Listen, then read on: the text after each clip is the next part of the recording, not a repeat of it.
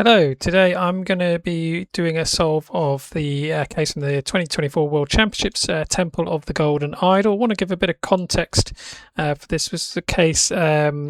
It was part of the 2024 World Championships. Says here that it was the semi-finals. So looking at the competition scores, if I'm looking in the right place, there were two semi-finals. The second one seemed to have particularly low scores compared to other cases that I've seen. So I suspect these are the scores from this case because it's quite a difficult maze case, although has become the subject of some discussion because, as you can see from the kind of wiki, there are a ton of walkthroughs. The one that I saw, which came up on my kind of YouTube, was Dim's one, which had the kind of heading "Have custom functions become too powerful?" and led to a whole, 24 comments back and forth on the question of the use of lambdas and not so, which was a kind of discussion I wasn't really aware of until fairly recently as a quite a relatively new player. So I thought it'd be an interesting one to do, and I kind of forced myself to do it because I've been putting off learning about maze lambdas for quite some time. So I had to go trying to solve it without that and didn't get very far at all, and reflecting the performance of what looks like the semi-final scores, but now have gone through it with the use of lambda. So that's what I'm going to work on today. So a bit of a longer introduction than normal, but just to say I will be using lambdas, and that's, like I said, this has been an opportunity to force myself to use these because they've not come up. Mazes haven't really come up in a case that I've done live. Had quite a few map things, but maze not so much. And I don't know if that's because the availability of the maze lambdas renders them a bit of a less interesting prospect. So I'm assuming you've tried the case or have seen the case if you're watching this, so I won't do much of an introduction. Not going to bother with clock, but I can see from my recording software we're already at 2 minutes, so let's get going. So what makes this very, very powerful is the fact that we can write a formula that pretty much can solve certainly almost levels 1 to 6 and then 7 with a bit of a kind of adapting. So I'm going to kind of try and do that here. So let's get started. So we're basically given, the first thing I need to do, actually on level 1 we don't really need to use a maze lambda because we're just basically multiplying. We're looking up the animal in this table and then multiplying the score by 10. But actually I want to use the lambda as well here just to show the working. So we need to do some setup work. So we've got our first temple here, so I'm going to select the temple, not including the kind of headings, and I'm going to name that temple 1. Oh, don't like the capitals there, got caps lock on. And then what I need to do, and this is something that took me a while to get this, and thanks I think to Hayden whose lambda this is, I need to create a blocked out version of this because the original map, every cell has got something in it, so we need to have some way of saying, well, where are the actual paths? And in this case the path is anything that's not the wall. So there's a lambda called block out map. I'm going to take temple 1 as my my map, and then I'm going to use my blockers. I'm going to tell it to basically treat anything, and then luckily I've got some of these together. If I highlight these two cells that include wall and the idol as my blockers, and if I don't put a number, I've made it so we'll just assume the blocking distance is 1, we then get an output of the map where we now actually have paths that we could in theory walk down because there's nothing in them.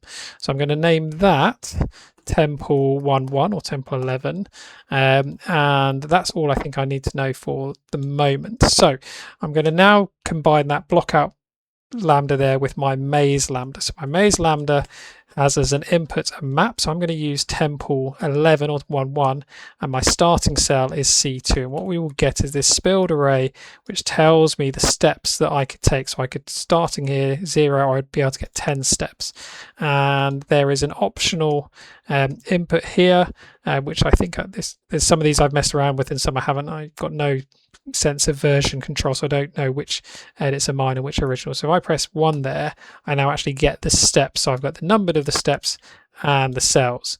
So I now know where I went in that map. Now, because it was just a straight line, they're all in a straight line. But if we get to more complex mazes, we'll see those change. So what I want to do is I just want the cell references. So I'm going to take from this -1 columns, which gives me the cell references. And now I'm going to combine this with my address lookup lambda, where I'm going to look up now in the original map, so temple 1, these cell references, and I now get the icons that I'm interested in. So those are the icons that represent this range here. And now what I can do is I can now combine this with an index match. So I'm going to, I'll use my own custom index match just because it's a bit neater. So index match my items. I should have named these really, but what I will do is we'll just fix them in here. Actually, no, let's go and name those just so it makes for easier readability throughout the rest of this. So I need to refer to these as the animals. I'm going to refer to these symbols as the terrains. I'm going to refer to these values as the values. And that's going to make this a little bit easier. So now if I say index match on the animals and my items, the headers are the terrains, the values are the values, and then my row item is simply the animal in G74, and my column headers are what I found there. And so I get all my values. Now for some reason, and hopefully maybe if you know the reason for this, please leave me a comment. When I sum that, I get an error. But if I undo that, and then these should be numbers. I'm pretty sure they're stored as numbers in the original. So if I multiply it by 1 and now sum it, it works. So not really sure why that is doing that.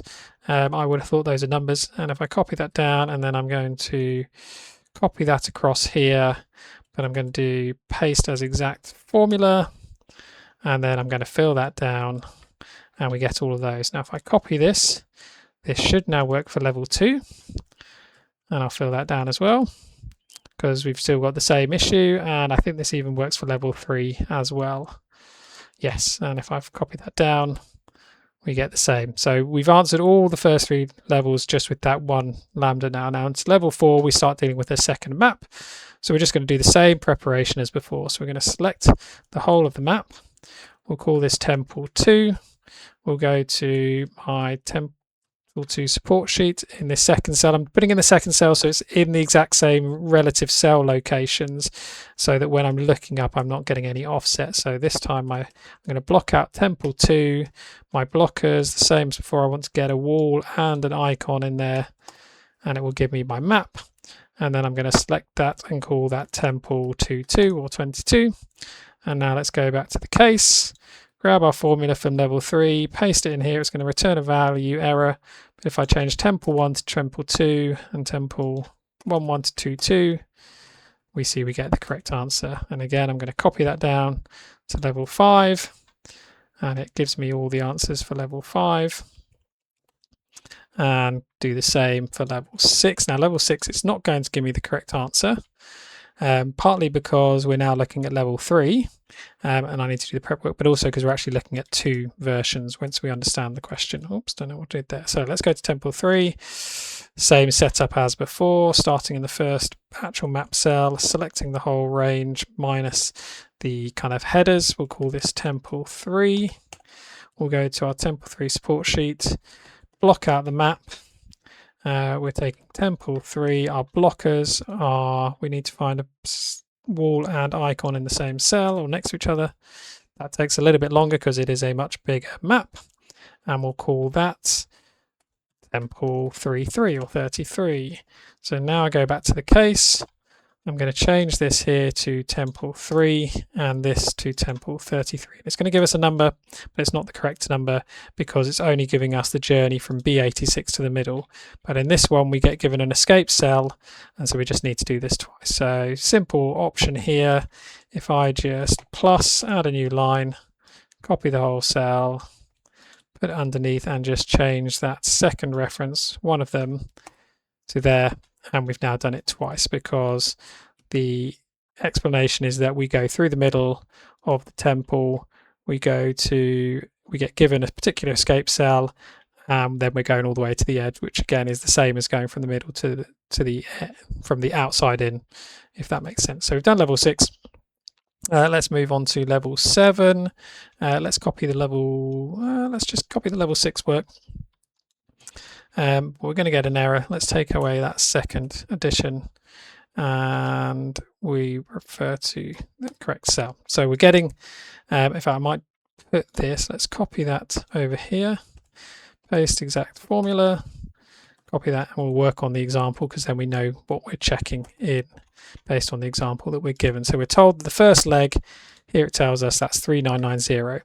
So now we're told that when we get to the middle, we can go to any of the paths on the opposite, and we will always take the best one. So what do I need to do? I need to find where we actually enter the center of the maze. So I'm just going to lock these cell references based on column, so I can drag this over. I'm going to copy this formula over, and I'm now going to get rid of a bunch of stuff because actually all I want is the original maze formula, and I want to, let's just take that, and actually these are my steps, and I want to know what the last step is. So if I take that and literally use the take function and take -1, that will give me the last row in the last column. So we end up at cell BJ51, which if we look at the map nice and closely, going to shrink this slightly, move it around, such a large map. BJ51 is this cell here, and we're then told we can basically go to any of these paths over here. So we need to find a way to kind of identify where we've entered and then map that to what are the possible exit points. So at this point, I'm actually going to split into a second screen. So let's get a new window and flick that to the side and go back to the case, and this will make this next bit of manipulation easier. So those are that's our center on maps. Let's go to level 7, and I've actually kind of set this up here. So we need to know, and actually let's just for a moment, let's just copy this down so we can see the possible range of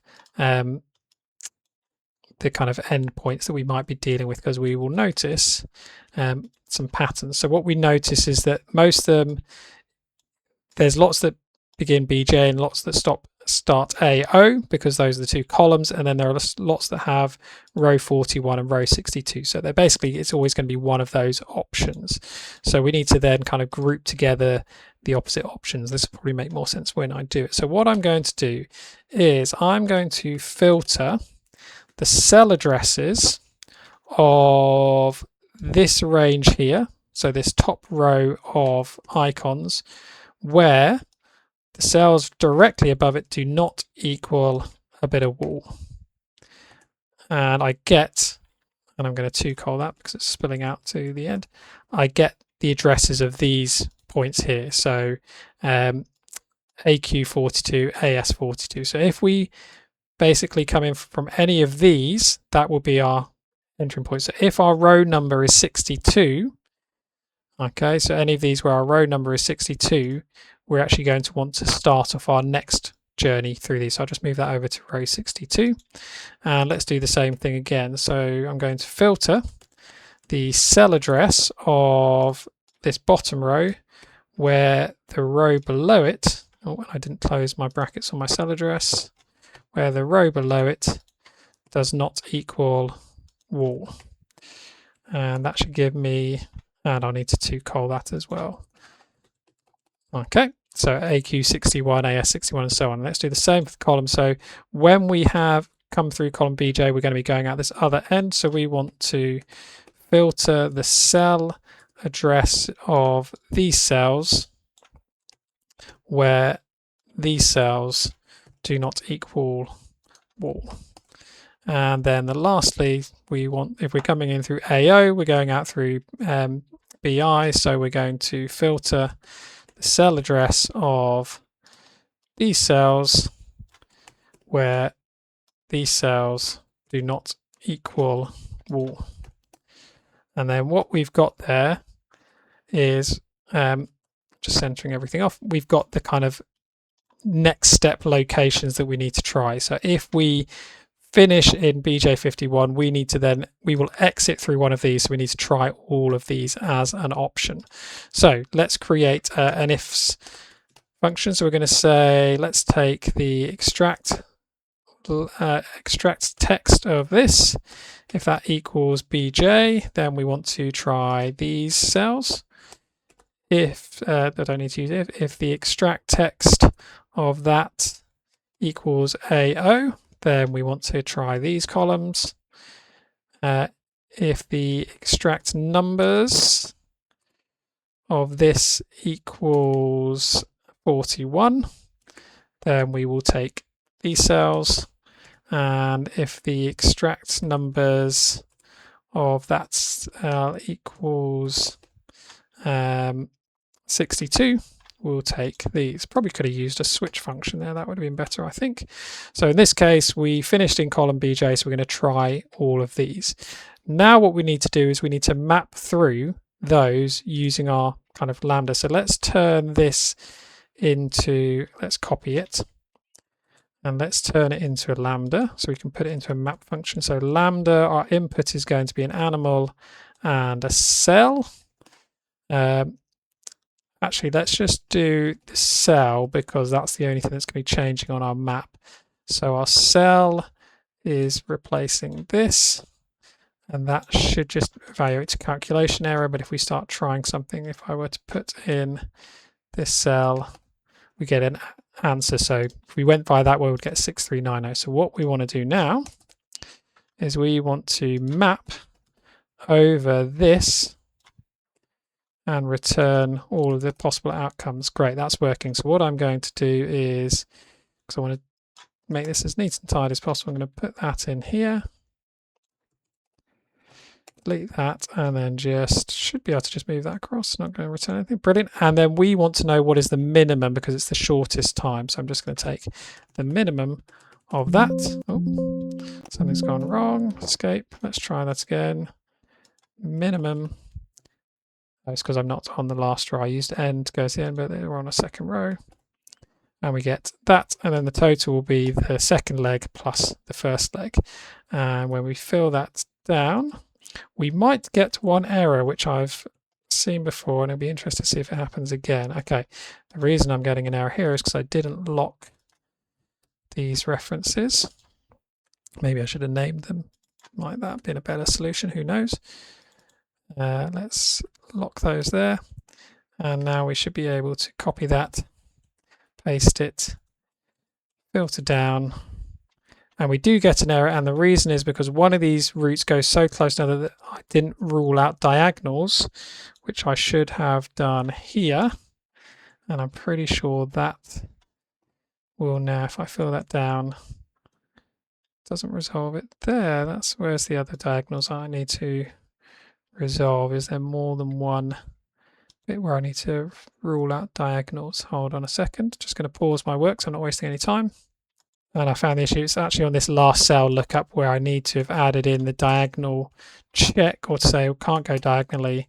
If I had more time, I would maybe look at why that was happening, but basically it then rules one of these out. So I'm going to take these as my answers, and we're all correct. So 18 minutes on the timer. We'd spent 2 minutes talking in the beginning, 16 minutes. We've got 14 minutes in theory to do the bonuses if we were doing this as a kind of community case or whatever. And the bonuses actually were quite tricky in some ways because of the word, not necessarily the wording, but just, yeah.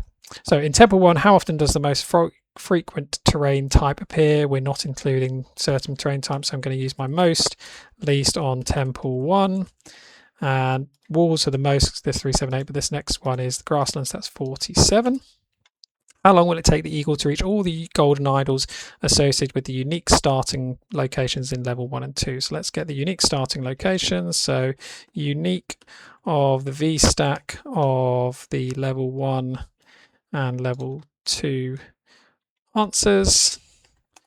So those are all the cell locations. And how long will it take the eagle to reach? Let's copy the eagle into here, and then let's grab a formula. Doesn't really matter from where, we'll just paste it here.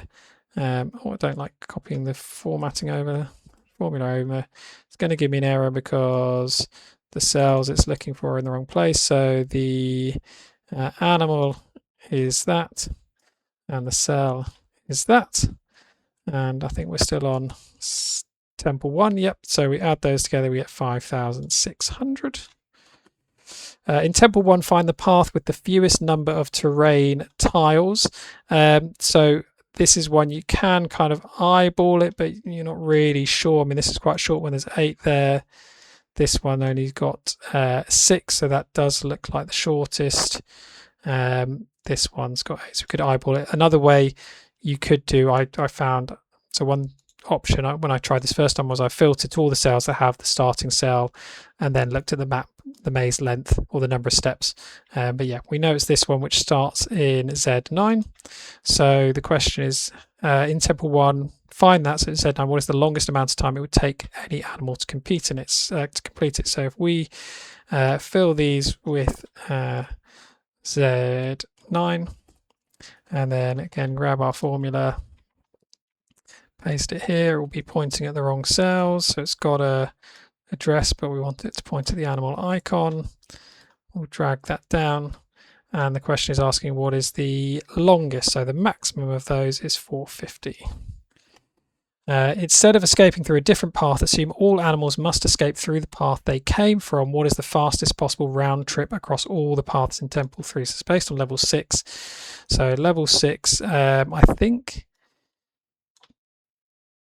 it says now all the paths. I'm going to, is it, I can't remember whether it's only giving us the starting paths that we were given or whether it's all of them. So I think I'm going to assume it's all of them just to be on the safe side. So I'll do the trick that I could have done on the last question. So we want to basically say Temple 2 equals a starting cell. And then if that is the case, we want to know the cell address of Temple 2. Otherwise, just give me an error, because then when I 2-call this and use 3, I will get here are all the starting cells. Okay, so those are all the possible starting cells. Copy those as values only because we did some heavy work there. And then the question is it all animals? Instead of escaping, what is the fastest possible round trip if they return back? So we only need to do a one-way journey, then times it by 2, and we've got all animals, so we're going to have to do kind of a bit of work. So let's take the 2 row of the animals. Let's just again copy as values only, and then let's grab our formula from our level 6 formula. Actually, no, let's do the level 5 because we only, let's grab one from over here, which is a bit neater and tidier. So I'm going to paste that there, and I'm going to point the animal is at the top, and we want to change this to Temple 2 and Temple 22, and we get an answer, which is good. Sorry, let's zoom in because I'm making this much more difficult than it needs to be. So now we just need to fix these references. So the column number there and the row number there, and if I fill that down, we get all the ones for that animal, and if I fill that to the right and then fill this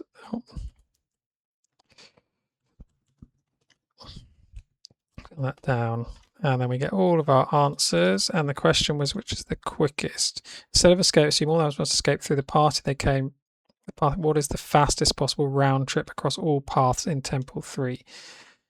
Oh, Temple 3. I was working in Temple 2. Oops. So I need to.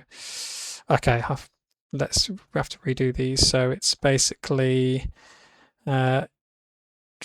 if Temple 3 equals starting point, then cell address of Temple 3.